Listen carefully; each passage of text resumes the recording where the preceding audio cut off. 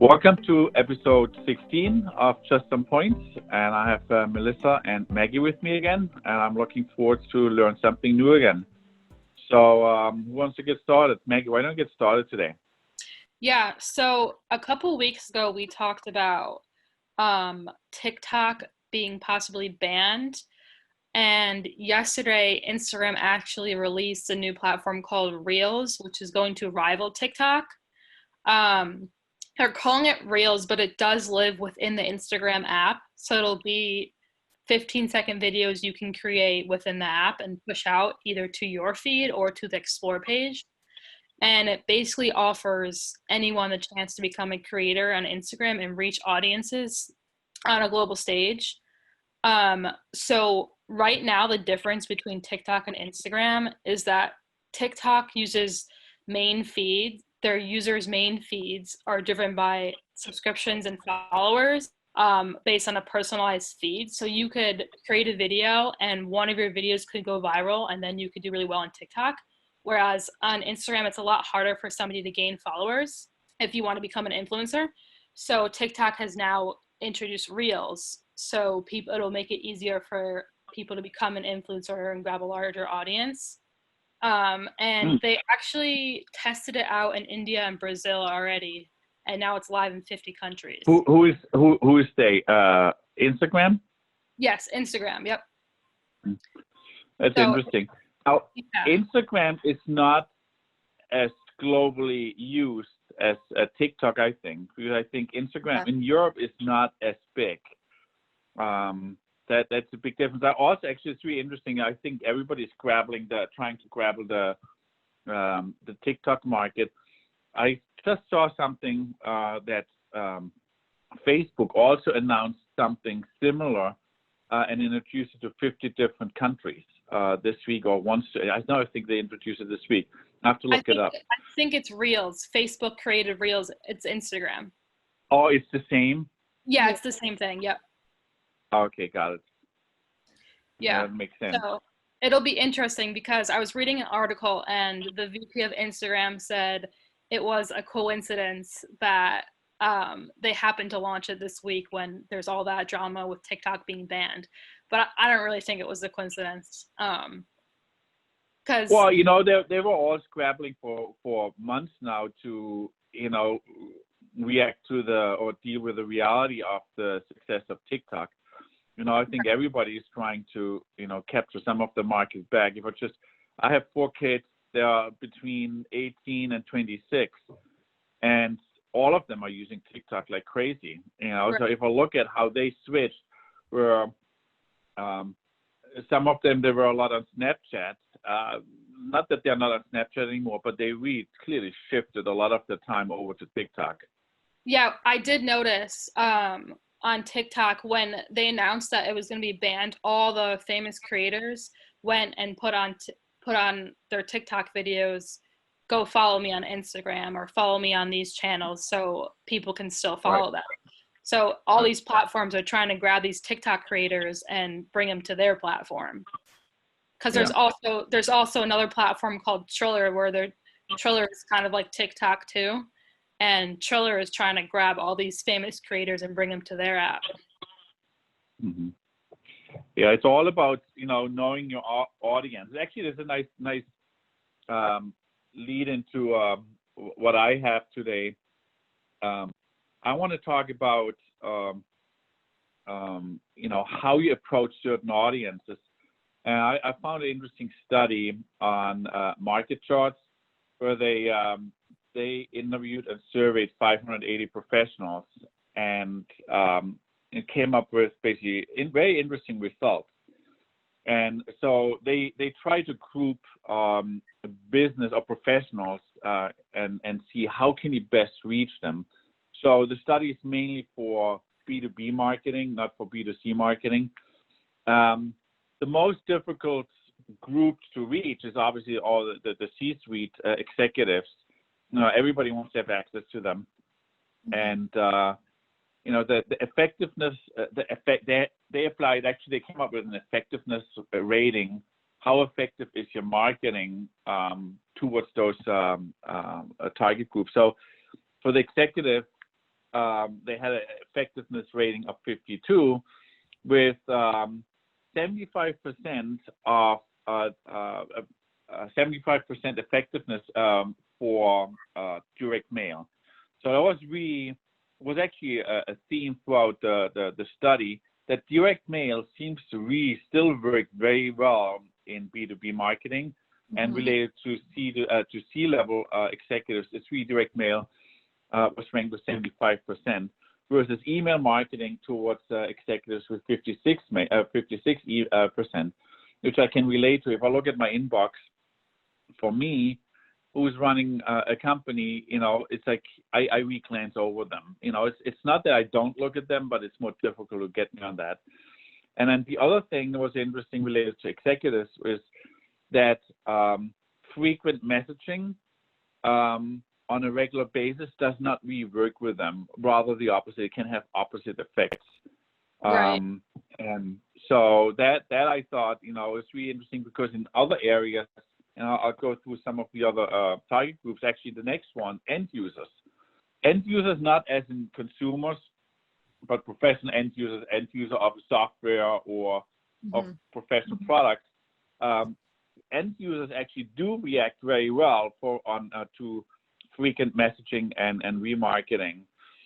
What was interesting for end users is that content syndication with 79% was one of the most effective ways to get in front of them, and which is really, the content creation of companies and articles and blogging and all of those things, or videos, all the things we've always been talking about.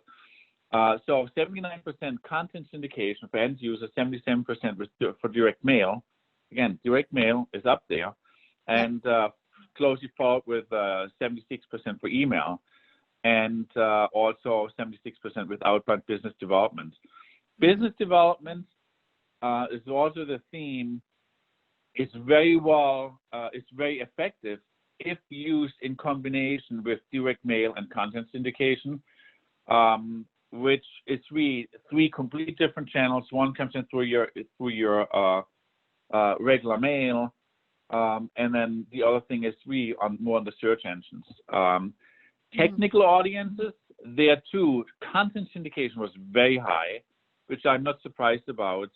86% content syndication in terms of effectiveness, getting in front of technical audiences, which makes sense if I look at, I'm sure, that fits to you guys too. When you start researching for products or for certain services, you do a lot of research first and you read articles, and it's really what it is.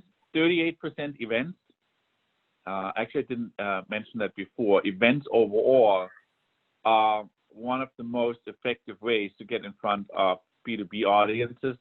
There was a overall, I think I have somewhere overall a statistic. Obviously, events are not that effective today, so they're all transitioning to online. And then 75% email for technical audiences and business development. For sales and marketing audiences, that's like partially us. 86% content syndication. I can relate to that. That's absolutely true. Meaning I do read a lot of articles, and read. That's my starting point very often. 82% events, 74% direct mail, and 74% display advertising. Not working for us, meaning for marketers and salespeople, is automated, non-personalized messages. And I would say I would confirm that just from my own experience. If I feel like I'm just I get a one-of-the-mill messages, I don't even look at it. The second most difficult audience to reach are financial people and purchasing people, which I guess they're still in the numbers.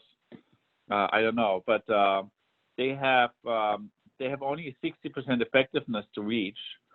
Where top there is content syndication too. So it was not part of that study, but based on our experience looking at that study, I thought if you want to reach doctors, a lot of our clients are doing referral marketing to other doctors. with our experience and based on this study, I would say direct mail, email, and events, and business development, relationship building. Those would be probably a top of my choice of channels for B2B marketing in healthcare. So I couldn't find the statistic as I was going through this right now, but at top was actually events as the most effective way of getting in front of business audiences. But because of the COVID crisis, those don't happen anymore, and they're very, very rapidly transitioning into online and virtual events. The surprise for me was direct mail. While I do get direct mail, while we also do direct mail for our clients, I was surprised about how high it was ranked actually among most of them. And then not a surprise to us at least, and it's something we're preaching for years, focus on content.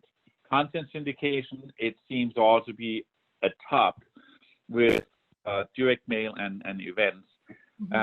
And that's something that people really have to keep staying focused on, and just create your content for your website, for all your channels, and all different types of content. So that's what I got for this week. I thought it was interesting. Yeah, very interesting. It kind of, thinking back on why everybody is so into like marketing automation and, customizing all of your messaging bots and your emails and all of that, like it actually kind of makes sense that direct mail is climbing again, because it is one of the most like customized, personalized pieces that you can really get, is something that you can physically hold that was like sent to you. So I feel like it almost went like full circle. Actually, you make a good point. Actually, I'm wondering, we should maybe look into that, how much direct mail declined over the last few years. And as a result of the decline, might become more effective now because you're not as flooded with direct mail. So we might be actually at a turning point, because it might have declined. Now it's becoming interesting again. Yeah, that's what I'm wondering. Yeah. I'll have to look into that. Okay, Melissa, what do you have for us this week? So this week I was reading up on Twitter, and I learned that they had a investors conference call this week, and they are in the talks of creating a paid subscription model similar to LinkedIn, where there's always going to be a free version as it is today, but if you pay the monthly subscription, you get some add-on like bonus features, like unsend buttons. Like you can add, like if you accidentally sent something that you don't want, like you want to take back, you can unsend something or undo. Custom profile features, like you can customize like the colors of your profile, the layout of your profile a little bit more. Video embedding. It's little like minor details that they think that people are going to be willing to pay for, which I mean, in this day and age where there are so many different social media influencers out there, I do think that this model actually might work. It'll just be interesting. I think so too. Yeah. That I think that's huge. Sorry to interrupt you, but I think that's huge, because I think so many serious users, meaning not just the casual social media user. I think that's what Twitter differentiates a lot. Take the whole political scene, all those people, the reporters that actually use Twitter truly for research, for on-time or in real-time research, and then people like us too.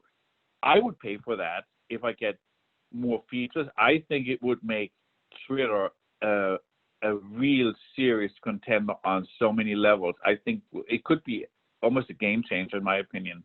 Yeah. It can help you stand out from other businesses or influencers, and it can give you a more unique profile. Yeah, I feel like with Facebook and Instagram, you're able to kind of give it your own brand, but Twitter kind of always struggled with that in terms of like actually getting your brand out there, because I feel like the profile was just always so different than what you could do with Facebook and Instagram, that I think this is really going to make a difference for brands and awareness of those brands. That's actually a good point. Never thought about it this way, but that is actually a very good point. So that did they put a timeline on that? Right now, it's just, I guess, in discussion. It was really just a phone call with the initial investors, and I think they were just kind of talking through it, but I'm sure we're going to hear a lot more about it soon. Interesting. Wow. Okay. Good stuff this week. Thanks a lot. That was short and sweet. I'm enjoying 72 degrees in the Adirondacks for the rest of the day. Hope you stay healthy and well. I'll see you next week. Bye. Bye.